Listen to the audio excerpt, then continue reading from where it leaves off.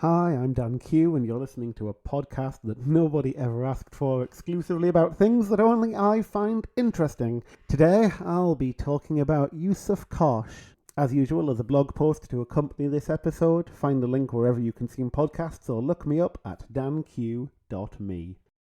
So this post and episode comes out of a challenge I'm doing at the moment, suggested by Wikipedia.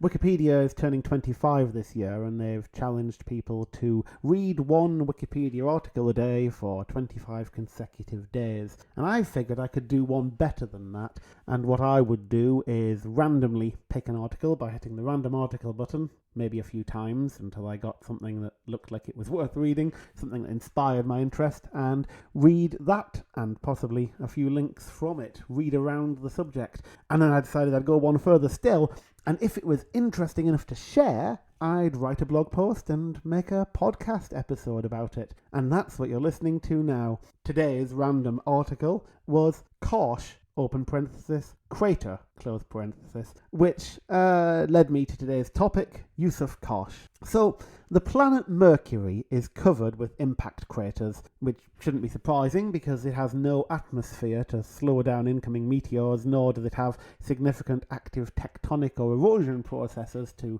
conceal craters once they're created.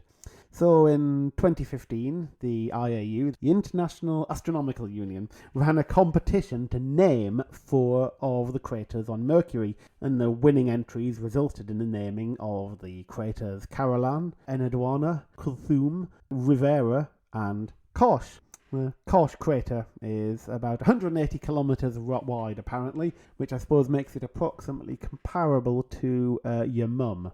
By the way, Wikipedia's got an article on the history of your mum jokes, and they've got examples going back thousands of years. There's an example in ancient China, but that's not what we're talking about today.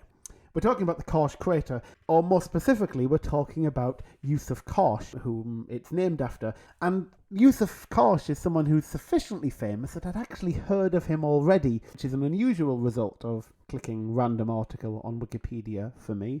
But in case you don't know who Yousuf Karsh is, or if like me you just wanted to learn more about him, then you're in luck.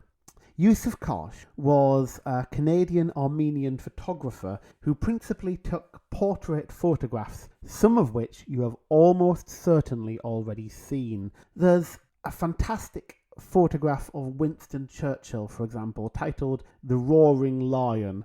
You've possibly seen it. It's a black and white photo of Winston Churchill standing with a stick and sort of frowning grumpily into the camera. And there's a story to it. So Winston Churchill posed for that photograph on his way out from delivering the "some chicken, some neck" speech to the Canadian Parliament. In the photo, if you look at his pocket, you can even see a fragment of the notes that he'd taken to that speech. He'd had his trademark cigar in his mouth, but Karsh wanted it gone, so he asked Churchill to put down the cigar, and Churchill refused. So Karsh went ahead to take the photograph anyway, but at the last second, Yousuf Karsh said, "Forgive me, sir," and snatched the cigar directly out of the Prime Minister's mouth. "By the time I got back to the camera, he looked so belligerent he could have devoured me," said Karsh later, of the expression on Churchill's face. But it's that expression that he captured with the camera that would go on to be described as a defiant and scowling portrait which became an instant icon of Britain's stand against fascism. It is an absolutely iconic and recognisable portrait, and the unusual expression on the Prime Minister's face is part of what makes it work. Churchill himself said, after the picture was taken, that you can make even a roaring lion stand still to be photographed, hence the portrait's name, the Roaring Lion. So I spent a while on Wikipedia looking at some photographs that Karsh had taken. I found a few others that I'd seen before. One of the Marx brothers, one of the then Princess Elizabeth, aged 21 or 22. But I learned some things I certainly didn't know about Yousuf Karsh as well.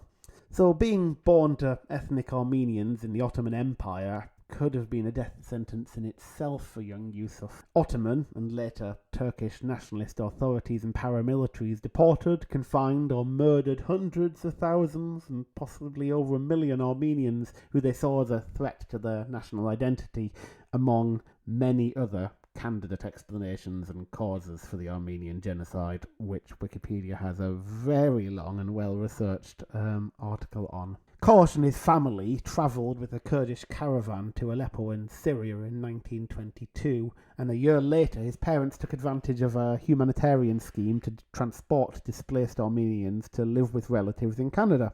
So the then 15-year-old Yousuf, who, by his own description, spoke little French and even less English, and had no money and little schooling, moved halfway around the world to live with his uncle. Yousuf's uncle was a photographer and taught him the essentials of early 20th century photography, technology and technique, before sending him to apprentice in Boston under a man called John H. Garrow, a fellow Armenian whose studio hosted the still running to this day Boston Camera Club. So he worked in the USA for a time, then returned to Canada. He opened his own studio in 1932, and when his brother Malak was able to come and join him in Canada in 1937, Yousuf helped Malak break into a career in photography himself, a career that would have probably been better known were it not for being in the endless shadow of his older brother. I don't know whether Yousuf would care about having a crater on Mercury named after him or not, but he'd probably be proud of the legacy that